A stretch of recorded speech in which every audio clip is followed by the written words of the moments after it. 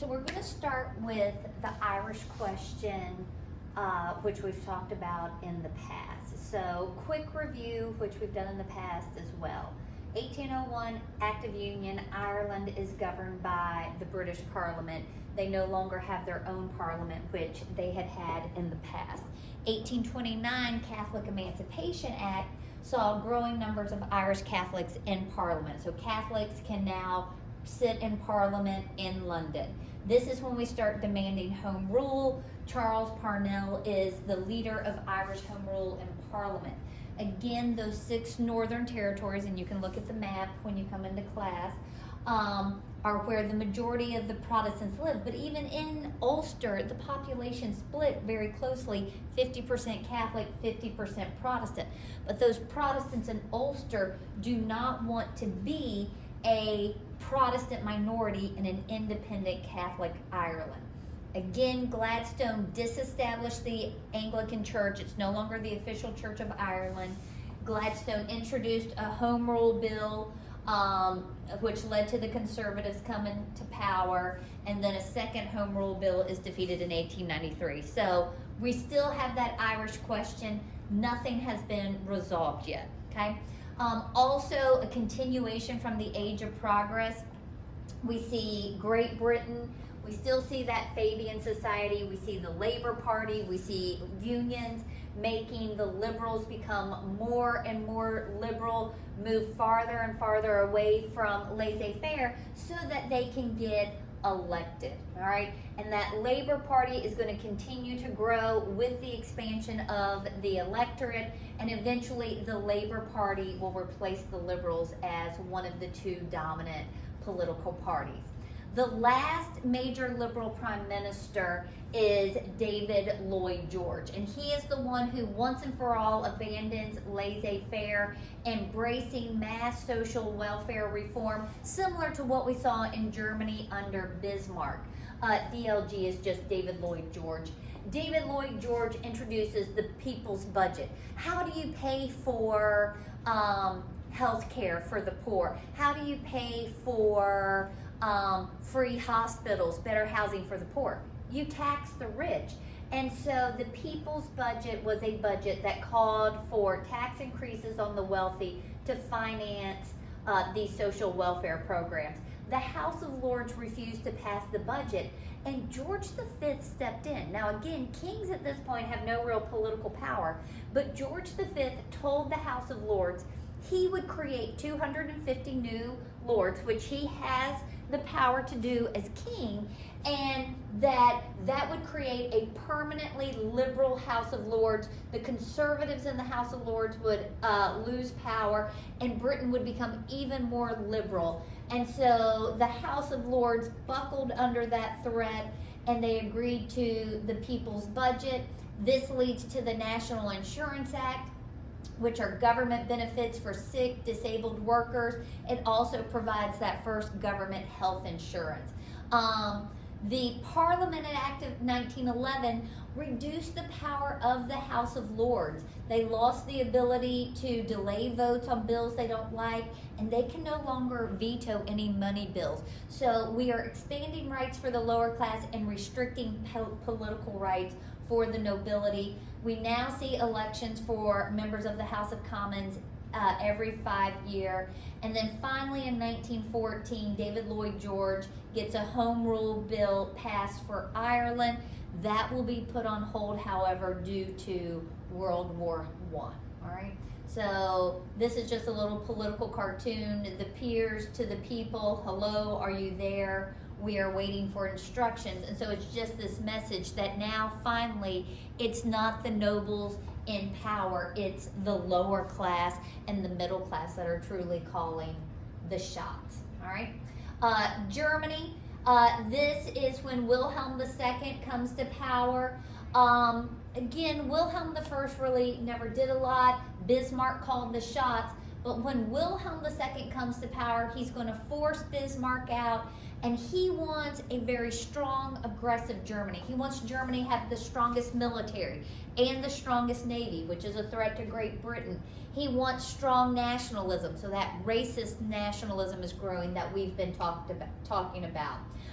To gain the support of the lower class, he allowed anti-socialist legislation that Bismarck had created to expire. So he doesn't repeal it, but a lot of times these pieces of legislation had a date on them. For 3 years, socialists cannot do that. So he doesn't renew those pieces of legislation. And this is where Germany really starts to become a concern for the rest of the world, and we'll talk about that more in the next chapters. Now, by 1912, France, Britain, Switzerland, Spain, Belgium, Netherlands, Austria, Hungary, those Scandinavian states have all granted universal male suffrage for at least the lower houses of their legislature. Russia, of course, is still our major holdout. And so this is that same key concept we've seen before. Even Alexander III was pushing for industrialization. Alexander II freed the serfs, and we'll see that industrialization continuing under Nicholas II when he comes to power. We've talked about this before. Sergei Witt under Alexander III is the one who's going to bring about that industrialization. We have a remodeled state bank that provided capital to finance this industrialization. We see Russian steamship companies being created to encourage trade, nautical and engineering schools, savings banks, again, that Trans-Siberian Railway to encourage trade with Asia. And then Witt also got large loans from Western Europeans to help finance Russian industrialization. And we'll come back and talk about those loans. Those loans become a source of tension between Russia and the rest of Europe post-World War I. Now, when Tsar Nicholas II comes to power, his finance minister is Peter Stolypin, who continues a lot of the reforms of Sergei Witt.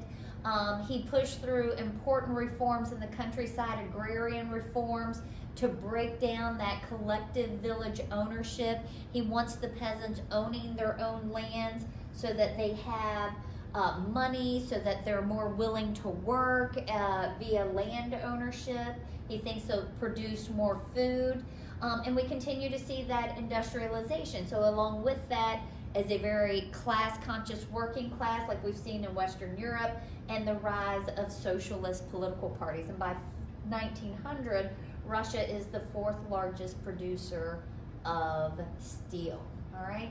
Now, Russia still lagging behind everybody else.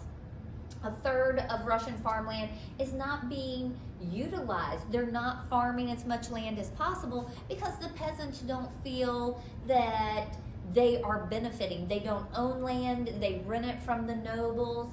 And so this is why Stolypin had tried to encourage land reforms, giving the peasants more land ownership so that they will farm and we will have enough food.